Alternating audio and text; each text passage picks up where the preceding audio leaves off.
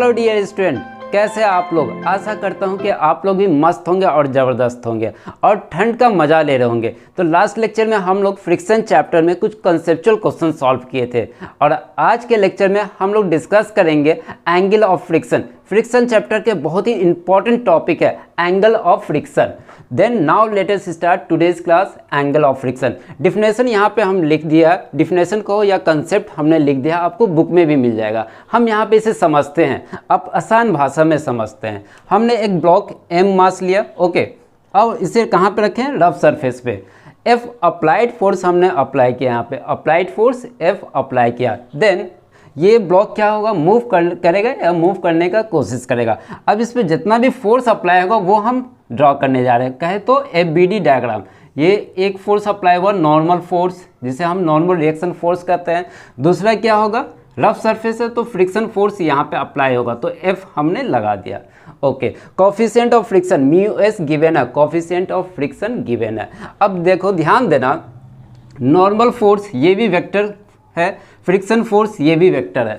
Okay, normal force और friction force दोनों क्या है, वेक्टर है। इसी दोनों का रिजल्टेंट हम फाइंड करेंगे। ओके, तो रिजल्टेंट कैसे फाइंड करते हैं, addition of these two vector friction and normal force. तो इस दोनों का रिजल्टेंट कुछ ये होगा, सपोज कर लिया आर वेक्टर क्या है, रिजल्टेंट है। ओके, अब ध्यान देना, इस दोनों के बीच का एंगल नॉर्मल फोर्स और रिजल्टेंट फोर्स का एंगल हमने थीटा सपोज कर लिया या लेट कर लिया, और इसी थीटा एंगल को हम क्या कहेंगे, एंगल ऑफ फ्रिक्शन कहेंगे। इसी थीटा एंगल को एंगल ऑफ फ्रिक्शन कहेंगे। और ये थीटा एंगल किसके साथ बनाएगा, नॉर्मल डायरेक्शन के साथ एंगल बना रहा है। अब ध्यान देना, ये जो आपका फ्रिक्शन फोर्स है, स्टैटिक फ्रिक्शन फोर्स होगा या normal friction force, static friction force होगा या काइनेटिक फ्रिक्शन होगा या लिमिटिंग फ्रिक्शन।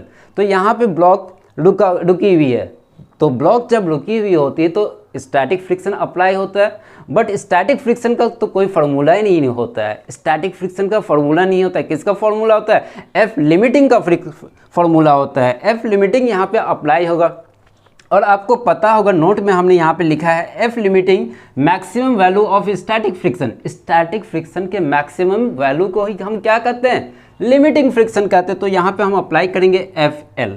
ओके, अब देखो फिर से एक बार देखना, नॉर्मल फोर्स ऑफ और एफ लिमिटिंग का जो रिजल्टेंट वेक्टर होगा, नॉर्मल फोर्स और एफ लिमिटिंग का जो रिजल्टेंट वेक्टर होगा, वो रिजल्टेंट वेक्टर या रिजल्टेंट वेक्टर n के साथ या नॉर्मल फोर्स के साथ क्या बनाएगा, एंगल बनाएगा। तो इस एंगल को हम क्या कहेंगे, एंगल ऑफ फ्रिक्शन। अब इसे थीटा हम फाइंड कर ले, इस थीटा का वैल्यू फाइंड करते तो कैसे फाइंड करेंगे, आप लोगों ने वेक्टर चैप्टर में पढ़ा होगा, क्या पढ़ा होगा, पैरेलल शिफ्टिंग वेक्टर। तो ये जो आपका FL फ्रिक्शन है, इसे हम क्या करेंगे, शिफ्ट कर देंगे। और जब शिफ्ट करते हैं तो क्या होता है, मैग्नीट्यूड और डायरेक्शन। पैरेलल वेक्टर में क्या होता है, जब हम किसी भी वेक्टर को शिफ्ट करते हैं तो उसका मैग्नीट्यूड और डायरेक्शन ऑलवेज क्या रहेगा, सेम रहेगा, थोड़ा सा भी चेंज नहीं होना चाहिए। तो इस वेक्टर को हम यहाँ पे शिफ्ट कर दे। ओके, अब ध्यान देना, ये किस तरह आपको दिख रहा है, इसको थोड़ा और हम छोटा कर देते हैं। यहाँ पे रिजल्टेंट है, ठीक। अब ये आपको क्या लग रहा है, ये 90 डिग्री बन रहा है, 90 डिग्री राइट एंगल ट्रायंगल दिख रहा है। ओके, तो हम इसमें अप्लाई करते हैं tan थीटा। ध्यान से देखना, tan थीटा जैसे ही अप्लाई करेंगे तो tan थीटा इक्वल टू होता है P/B, perpendicular by base. Okay, अब देखो तो परपेंडिकुलर यहाँ पे क्या है, इस थीटा के जो हमारा एंगल है, इस एंगल के सामने वाला क्या होगा, ये परपेंडिकुलर होगा।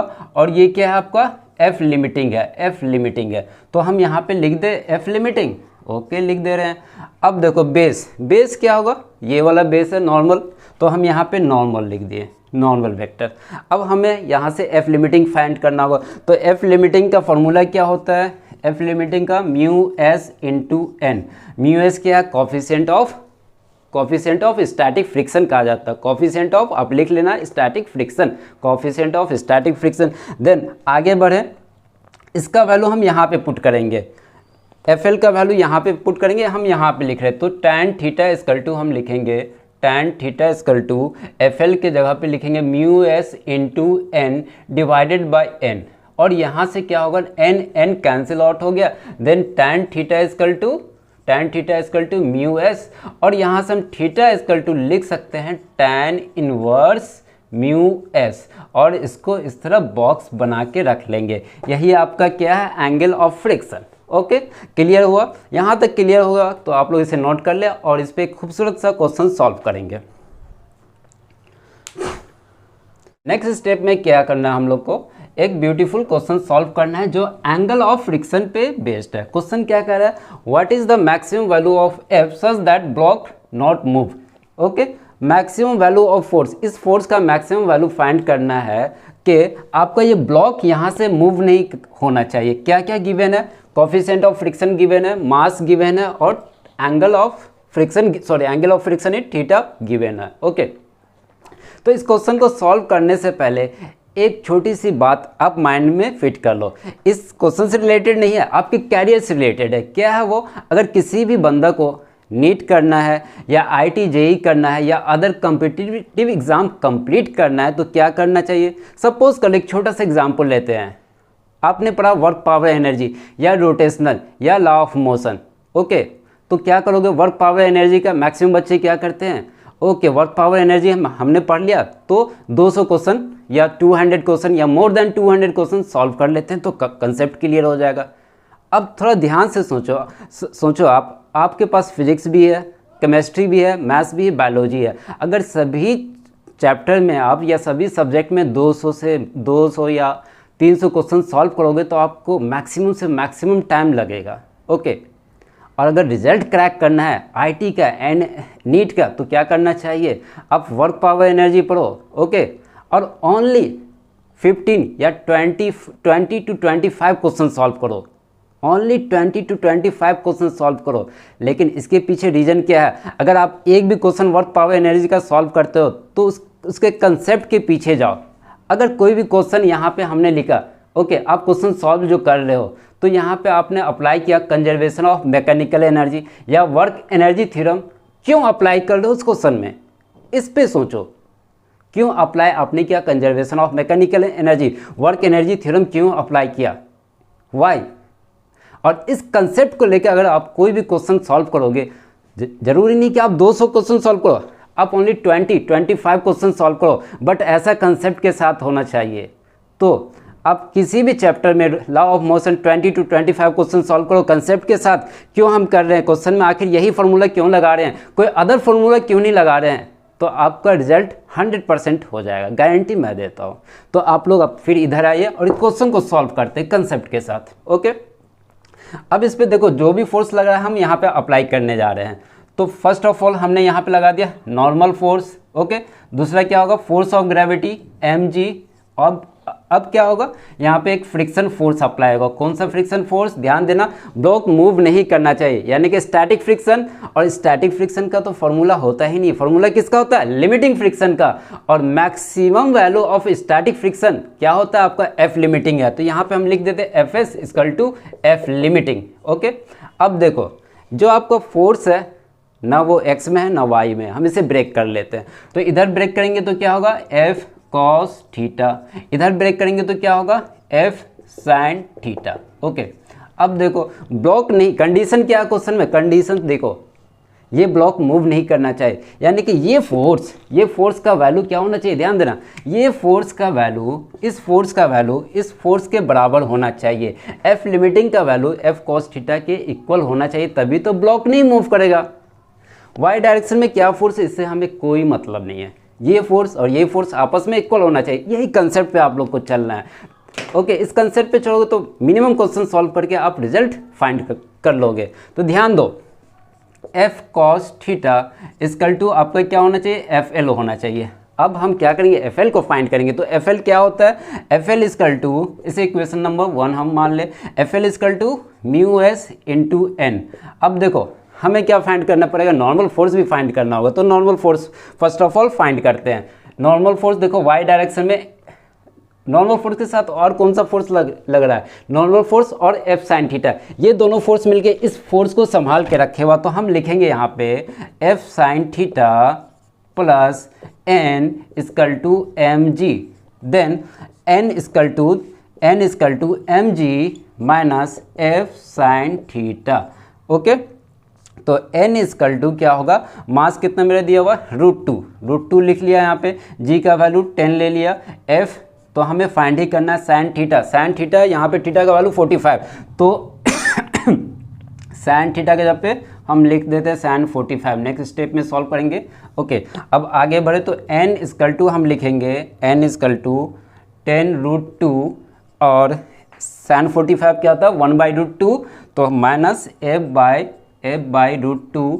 ओके, ये हमारे क्या हुआ नॉर्मल फोर्स। अब इस फोर्स का वैल्यू, नॉर्मल रिएक्शन फोर्स का वैल्यू इक्वेशन नंबर 1 में हम पुट कर देंगे। नो इक्वेशन 1 में नहीं, ये वाले फोर्स में, इस इक्वेशन में हम फिट करेंगे। एफ लिमिटिंग क्या है म्यू एस इंटू एन, इसलिए एफ लिमिटिंग क्या है हमारा mu s into n. Okay, तो एफ एल इजकल टू हम लिखेंगे, म्यू एस का वैल्यू पुट कर दे 1 है। ओके, पुट कर दिया। अब n का वैल्यू यहाँ पे रखने जा रहे हैं 10√2 माइनस f/√2। ओके, तो फाइनली क्या हो जाएगा F L equal to F L multiply कर देंगे तो 10√2 माइनस f/√2। यहाँ तक दिख रहा है f/√2।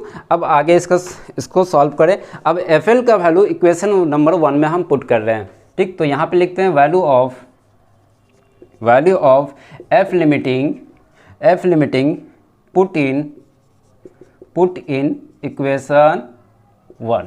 तो इक्वेशन 1 में जैसे ही हम पुट करेंगे तो क्या होगा एफ कॉस थीटा, यहाँ पे नहीं हटने वाला है, आगे हमें करना होगा। तो हम लिख रहे हैं यहाँ पे, ध्यान देना, F cos theta equal to F limiting का वैल्यू 10√2 माइनस f/√2। ठीक, अब f यहाँ पे हम क्या करेंगे, पहले कॉस थीटा का वैल्यू पुट करते हैं। तो f कॉस थीटा का वैल्यू 45 यहाँ पे रखेंगे तो f/√2। Okay, equal to 10√2 minus f/√2। यहाँ से ये उठा के इधर ले आएंगे तो क्या होगा f/√2 plus f/√2 is equal to 10√2। ठीक, दोनों को हम ऐड करेंगे तो √2 और 2f होगा। यहाँ पे 10√2 ये इधर चला जाएगा तो क्या होगा 2f इजकल टू 10√2 इंटू √2 और f इजकल टू क्या होगा 10 इंटू 2, ये वाला 2 इधर आएगा, यहाँ पे आएगा तो कैंसिल आउट हो जाएगा। Finally f equal to 10 newton. यानी कि अगर हम 10 न्यूटन फोर्स मैक्सिमम फोर्स है, ये मैक्सिमम फोर्स है, तो 10 न्यूटन मैक्सिमम फोर्स यहाँ पे अप्लाई करेंगे तो ब्लॉक मूव नहीं हो पाएगा। ओके, तो अब एक बात और ध्यान से देख लो फिर से कि हम इस ब्लॉक में क्या अप्लाई किया, क्या अप्लाई किया। पहले जितना फोर्स इस पर अप्लाई हो रहा है उसको हमने यहाँ पे स्केच कर दिया और इक्वेशन लिख के सॉल्व किया है। ओके, तो डियर स्टूडेंट, आज की क्लास हम यहीं पर ख़त्म कर रहे हैं। नेक्स्ट लेक्चर में फिर मिलेंगे। Okay, thank you.